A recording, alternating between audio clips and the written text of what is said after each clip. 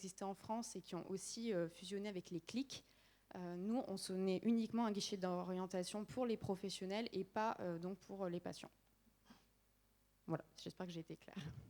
Alors le dispositif aussi dans un nombre, je dirais pas, heureusement pas trop important, effectue un suivi individuel des situations.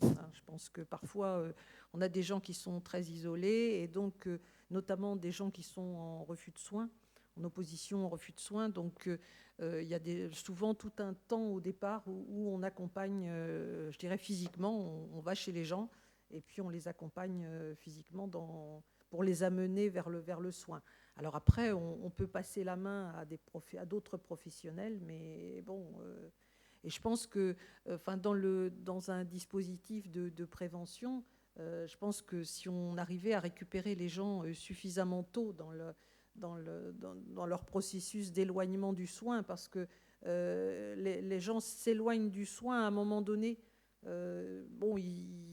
Ils vont régulièrement chez leur dentiste, chez leur médecin, et puis à un moment, soit parce que des problèmes sociaux, soit des problèmes psychiques, ils s'éloignent complètement du soin, et c'est là qu'il faudrait qu'on puisse les récupérer à ce moment-là, quoi. C'est vraiment un point important. Nous, on voit bien, quand on récupère des situations où les gens n'ont pas vu un médecin depuis 10 ans, qu'ils ont des troubles cognitifs importants ou des problèmes sociaux ou d'alcool très importants, eh bien c'est vrai que c'est très très difficile, alors que si on pouvait intervenir beaucoup plus tôt, ça serait beaucoup plus facile. Et bon, ça c'est... Mais l'aspect coordination est quand même quelque chose de très très important et permet parfois de... On a des situations où des différents professionnels interviennent dans une situation, mais personne ne s'est jamais rencontré, ne s'est jamais parlé. Et donc, parfois, ça pose des problèmes. Donc, notre travail consiste aussi à permettre aux professionnels de se parler entre eux, voilà, et de marcher dans la même direction pour une situation donnée. Oui, donc j'avais juste 2 questions pour répondre au docteur Albou par rapport au masque. C'est vrai que c'est bien dommage, mais dans le Cher, les enfants portent encore les masques dans les classes. Donc comment voulez-vous que psychologiquement, un enfant qui voit une salle comme ça dans le journal, où les gens sont côte à côte et ne portent pas le masque, puisse facilement assumer ensuite cette période? C'est une question. La deuxième question, c'est pour le docteur Boudonneau. Le programme de bilan gériatrique a déjà fait l'objet d'études et de dépôts de candidature à l'article 51 dans le Cher avec l'équipe pluriprofessionnelle d'ISOA, et malheureusement, ils n'ont pas eu leur financement. Donc c'est une très bonne nouvelle puisque l'équipe d'ISOA pluriprofessionnelle était installée dans une maison de santé qui a fermé, mais ces professionnels se sont regroupés en association aussi, l'association Victorine, qui, elle, porte maintenant, bien sûr, toujours dans l'espoir de redévelopper ce dépistage pour la prévention des chutes, et actuellement porte un programme de prévention secondaire soutenu par la conférence des financeurs.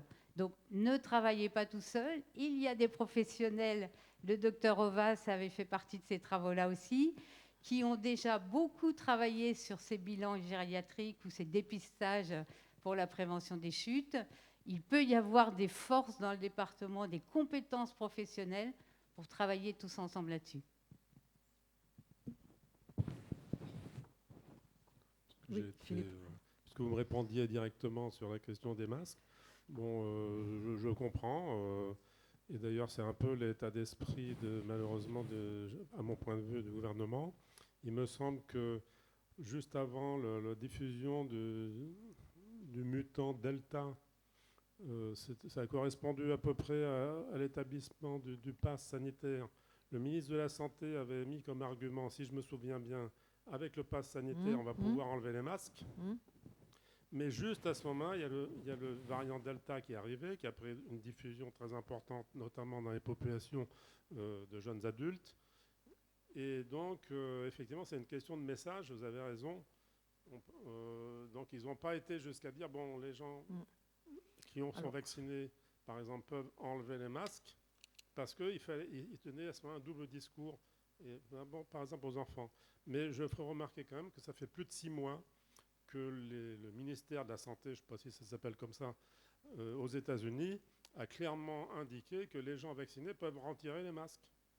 Donc voilà, c'est des choix de communication, mais qui ne reposent pas nécessairement sur une réelle justification scientifique ou statistique. Alors, Alors, je sais bien que soi-disant le virus Delta peut être transmis. Alors on ne sait pas très bien. Mais je voudrais juste mettre un petit point. Alors là, c'est une approche plus ou moins personnelle, mais enfin quand même argumentée. C'est que lorsque l'on étudie, on parlait tout à l'heure de l'immunité par rapport à la protection du Covid par le vaccin ou par la maladie, on mesure les anticorps qui sont dans le sang et qui sont une immunité antigénique. Par contre, il y a une deuxième immunité qui s'appelle l'immunité cellulaire que l'on n'arrive pas à mesurer scientifiquement. Les seules études pour l'immunité cellulaire, c'est des études de population. Donc c'est beaucoup plus difficile à faire. Donc même quand ils disent la population est protégée à tant de pourcents, et c'est en fait que l'immunité antigénique.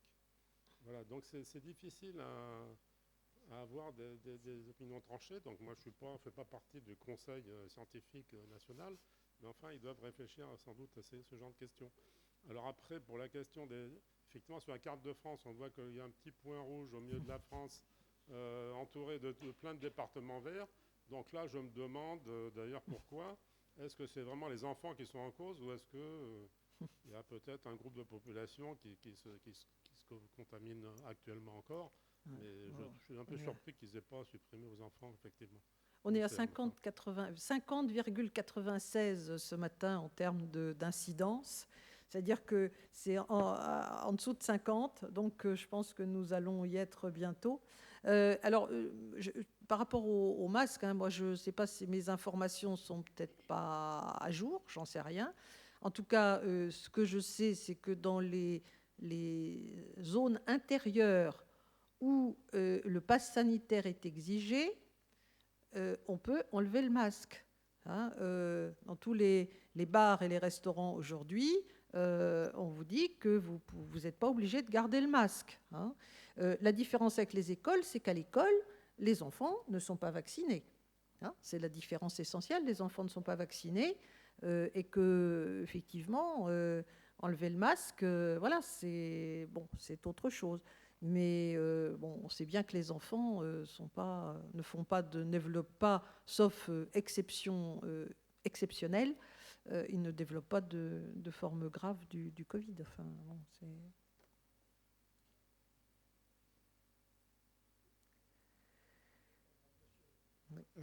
J'aurais deux interventions à faire en forme éventuellement de questions. La première, c'est la suite de l'exposé du Dr Ovas. Vous n'avez pas fait état des problèmes de fin de vie. Et je suis personnellement choqué, pour ne pas dire plus, des impossibilités d'accompagnement qui ont été la conséquence notamment du premier confinement. Un deuxième point, il a été abordé à l'occasion d'un autre exposé sur un lien via Internet. Donc c'est certainement un des enseignements de l'épidémie, c'est l'intérêt d'Internet, on l'a vu pour le télétravail, mais il se pose notamment pour, j'habite à la campagne, donc tout le monde n'a pas Internet. Le premier point pour pouvoir le développer, c'est d'avoir accès au réseau. Le deuxième point, c'est d'avoir le matériel qui va avec, donc des smartphones, tablettes ou ordinateurs. Mais le plus important, et c'est peut-être une question pour le CDCA, comment former ou au moins donner un minimum de formation aux personnes notamment en soins à domicile. Merci. Alors, je réponds par rapport à la question sur les EHPAD et la fin de vie.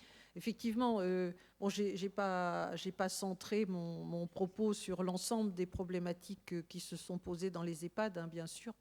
Je sais que Justement, ce que disait mon confrère, docteur Albou, effectivement, on a laissé beaucoup des initiatives locales à un moment donné dans les EHPAD, hein, et je pense que il y a eu des établissements où les préconisations ont été appliquées à la lettre, hein, de manière très stricte.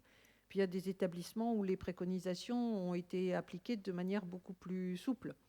Je sais que dans le service de soins de suite où je travaille encore, pour les personnes en fin de vie, on a accordé des dérogations de visite, bien entendu. Donc à l'EHPAD également. Donc bien sûr, il fallait que les familles soient habillées comme il faut et puis prennent les précautions, etc., etc. Mais bon, je pense que c'était quand même un minimum d'humanité. Hein. Donc, en ce qui concerne l'usage des tablettes, hein, et de la visio pour les personnes désorientées, on a essayé, ça ne marche pas du tout. Alors là, ils ne comprenaient pas du tout que la personne qu'ils voyaient sur l'écran, c'était leurs parents, y compris pour ceux qui les reconnaissaient encore. Donc ça, c'est quelque chose qu'on a fait de manière très régulière avec des personnes qui n'avaient pas de troubles cognitifs, mais pas tellement pour les personnes désorientées. Les soignants m'ont dit, on le faisait, mais pour les familles, pour qu'ils puissent continuer à voir leurs parents. Mais pour la personne malade, c'était bon, on avait vraiment l'impression que ça n'apportait rien, voire même ça les perturbait. Donc bon, alors on a organisé aussi les visites à travers la fenêtre, hein, voilà, dehors, c'était bon, on s'est débrouillé comme on a pu. Voilà. Donc c'est un petit peu difficile. Je peux rajouter un mot Oui. sur la question concernant le numérique. Alors, une information pratique de prime abord, qui est qu'à la suite du confinement et étant donné les problèmes de connexion qui se sont posés effectivement sur les territoires ruraux, l'État a dégagé des enveloppes supplémentaires, ce qui veut dire que Berry Numérique sur notre zone est aujourd'hui en situation de pouvoir déployer la fibre de façon accélérée, avec l'espoir d'avoir terminé en 2025, puisque c'est effectivement sur sa feuille de route. Ça, c'est le premier point sur le déploiement de la fibre. Après, la fibre, vous avez raison, ça ne fait pas tout, parce que derrière, on ne sait pas forcément se servir de son ordinateur. Donc, dans le cadre du département, effectivement, nous sommes sensibilisés à cette question. Et il y a des programmes de médiation numérique en faveur des personnes âgées ou isolées qui ont été encouragés, notamment dans le cadre de la conférence des financeurs.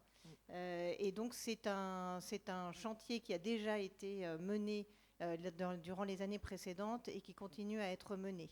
Je sais aussi qu'il y a des opérateurs privés qui proposent à la campagne des ateliers pour pouvoir se servir de son portable ou pour pouvoir se servir de son ordinateur, avec une difficulté cependant qui est d'arriver à faire venir les gens.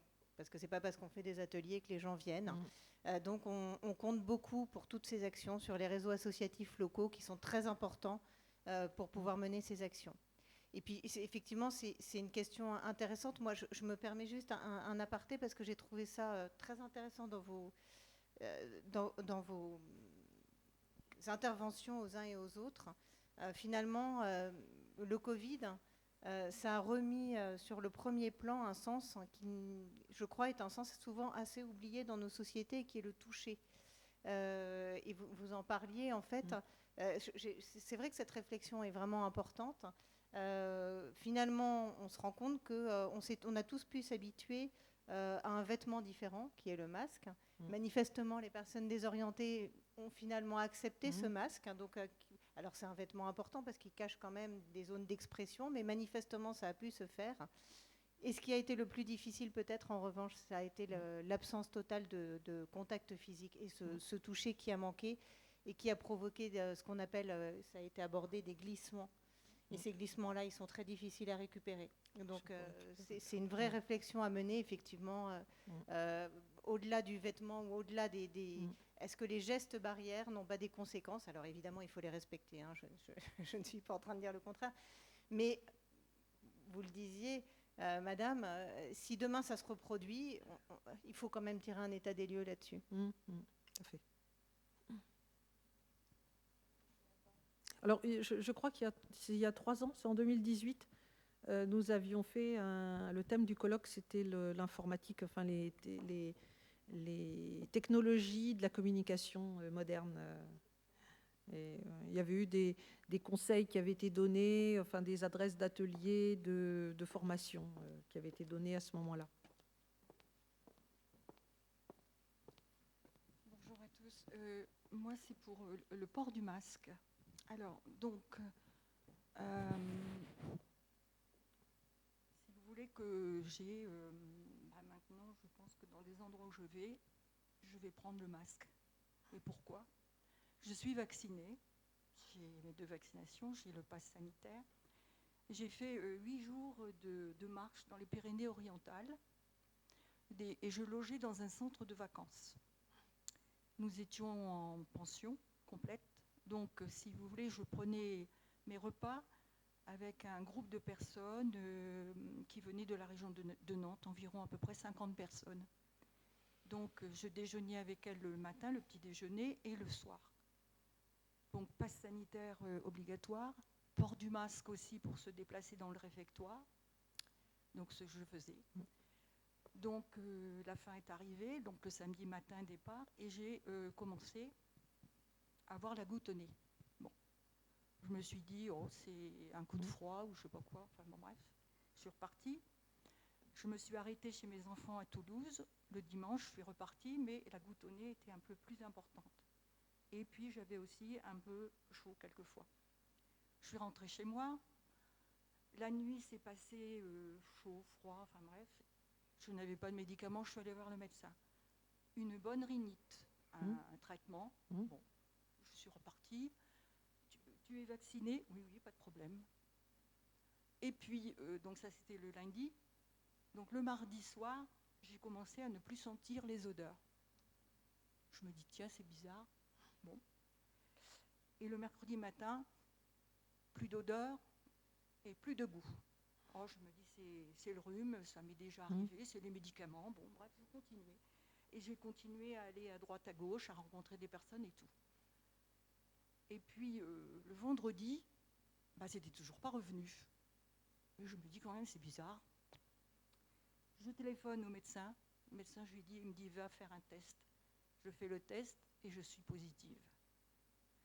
Donc, je rentre chez moi, je vois mon mari, je lui dis, lui, il avait rien. Enfin, à part simplement une sécheresse buccale. Ça aussi, moi, je l'avais. Je lui dis, tu vas faire le test. Positif. Donc, on a été un petit peu à l'écart et tout. Et si vous voulez, dans la semaine suivante, à Toulouse, où j'étais passée, et je n'avais pas mis mon masque, parce que personne n'avait mis le masque, et ben, ma belle-fille a développé Covid sans être vaccinée. Bon, ça s'est passé un peu plus difficilement que moi. Et puis, peut-être 10 jours après, ça a été mon petit garçon, quoi. Et là, ils sont encore 2, où ils sont cas contact et ils sont isolés. Et donc, si vous voulez, mon petit garçon, ma petite fille, et ben, tout à l'heure, ça va faire 1 mois qu'ils ne vont pas à l'école. Voilà, c'est tout ce que je disais à propos de ce masque.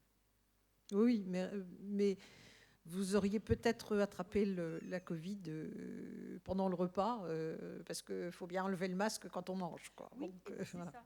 Donc, la question aussi, c'est que personne n'a développé de forme grave. Non, parce que la question, enfin pour moi, en tant que médecin, je pense qu'aujourd'hui, la question n'est pas que le virus ne circule plus, c'est qu'il ne fasse plus développer de forme grave et qu'il ne tue plus les gens. Oui. Parce que les rhumes, les gastros, alors là en ce moment les gastros, c'est bien, ça marche, il y en a plein partout. Parce que les gens ils se lavent plus les mains, donc c'est un petit peu le problème. La seule chose importante, le problème de ce virus, c'est qu'il déclenche des formes graves et qu'il tue des gens. On ne sait jamais, c'est un petit peu la roulette russe d'ailleurs. Bon, donc ce qui importe, c'est qu'il n'y ait plus de formes graves. Et je pense qu'effectivement, la vaccination permet d'éviter les formes graves. Ça n'évite pas de l'attraper. Voilà. Alors ça, c'est un message qu'il faut Alors, faire passer. voilà. Parce qu'il y a des personnes qui pensent que quand ils sont vaccinés, eh ben, ils n'auront plus jamais le Covid. Ben, c'est faux. Hein. C'est du départ, on le savait, c'est comme la grippe. Hein. C'est pas parce qu'on est vacciné contre la grippe qu'on l'a pas, quoi. Apparemment, les études montrent qu'on est 10 fois moins contaminant quand on a été vacciné que quand on ne l'a pas été. Enfin, c'est des études qui ont montré ça. Hein. Bon. Enfin, moi, mais ce qui n'exclut pas qu'on puisse l'avoir. Donc, mais il va falloir qu'on apprenne à vivre avec. Hein. Je pense qu'effectivement... Ah ben, ça oui. Merci.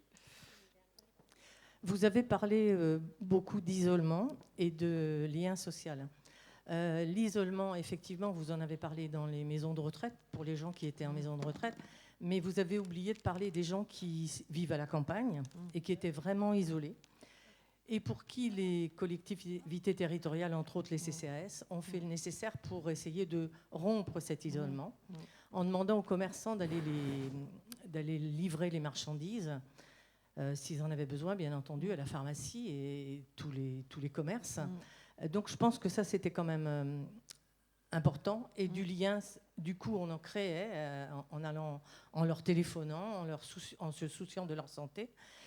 Alors, l'isolement pour les personnes en maison de retraite, effectivement, il était dur. Mais l'isolement pour les personnes qui vivaient à la campagne était difficile aussi. Voilà. Tout à fait. Mais si on avait voulu aborder l'ensemble des problèmes, enfin, entre guillemets, qu'a posé ce confinement et l'épidémie, c'est vrai qu'il aurait fallu toute la journée ou 2 jours. Donc forcément, mais je suis d'accord avec vous, il y a des personnes qui vivent à la campagne, qui vivent seules. Il y en a même qui sont confinés permanents, mais bon, il y a des gens qui ne sortent pas, enfin, qui voient personne. Nous, on rencontre des gens, justement, dans le cadre du dispositif d'appui à la coordination, on rencontre des gens qui, parfois, ne voient personne pendant des jours et des jours.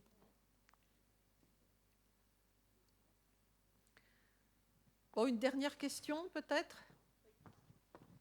Ou une remarque ? Oui, Sophie Bertrand, vice-présidente du département en charge de l'enfance et la famille. Juste une petite anecdote pour vous amuser aussi. Voilà, pour que vous compreniez que les enfants ont une facilité pour rebondir par rapport aux peurs qu'ils ont pu avoir par rapport à ce Covid. Il y a quelques jours, ma fille vient me trouver, donc 8 ans et demi, un peu... qui a vécu les mêmes choses que tout le monde avec le masque sur le nez et les gestes barrières et tu tousses, ma copine elle pense que j'ai le Covid. Et il y a quelques jours elle me dit, tu sais maman, les sucettes que tu m'as achetées il y a quelques semaines, mes copines elles les adorent. Alors je lui dis, ah bon, c'est que tu en as apporté à l'école. Elle me dit, ben oui, pendant la récré, on a quitté le masque, on a partagé la sucette. Voilà, c'était juste pour vous amuser, puis pour vous dire que bon voilà, il y a un avant, mais il y a un après, et que bon, je pense qu'il faut tous vivre les uns avec les autres. Et puis surtout, je trouve que ce qu'il y a de positif aussi, c'est qu'il y a un élément qui est très important, c'est que ça a rapproché les familles. À la fois, ça les a tellement éloignés pendant ces 18 mois où ça a été compliqué, que l'après, dans la plupart du temps, ça les a rapprochés. Et je trouve que c'est ce qu'il faut retirer de positif de cette période qu'on a tous passée. Voilà. Merci, madame. Je vais passer la parole pour conclure à madame Dominique Tallant.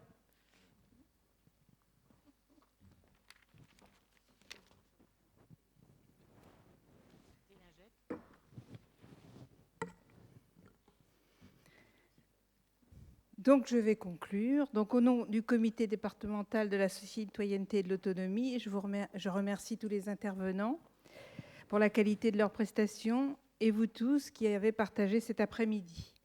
Après tous ces constats, gardons un esprit ouvert et un tempérament de vainqueur. Ne lâchons rien. Notre capital génétique sera aussi ce que nous en ferons. Maintenons une curiosité de la vie, une créativité, ne pas s'auto-centrer mais s'occuper des autres, se réjouir du temps qui passe, s'inscrire dans la grande chaîne de la vie sociale. Nous pensions qu'il était important de traiter le thème de la pandémie qui a, elle, perturbé toutes nos relations sociales. Nous devons en effet préserver notre capital santé. C'est pourquoi le CDCA du Cher a programmé son prochain colloque sur le thème du sommeil. Le sommeil est un état dans lequel nous passons environ un tiers de notre vie. Il fait partie de nos fonctions vitales, des fonctions vitales de l'organisme, comme la respiration, la digestion, et tout à l'heure vous en parlez, l'immunité. Comme le disait Charles Péguy, le sommeil est l'ami de l'homme. Voilà, donc j'espère vous retrouver l'année prochaine pour ce nouveau thème. Mais avant de nous séparer, nous vous invitons à partager un moment de convivialité, mais bien sûr, sans oublier les gestes barrières. Pour ce faire, nous distribuerons à chaque personne un gobelet que vous pourrez conserver et qui sera accompagné d'une madeleine enveloppée sous vide. Comme ça, vous ne mettrez pas vos mains dans les corbeilles à toucher aux autres. Merci à vous tous et rendez-vous en 2022.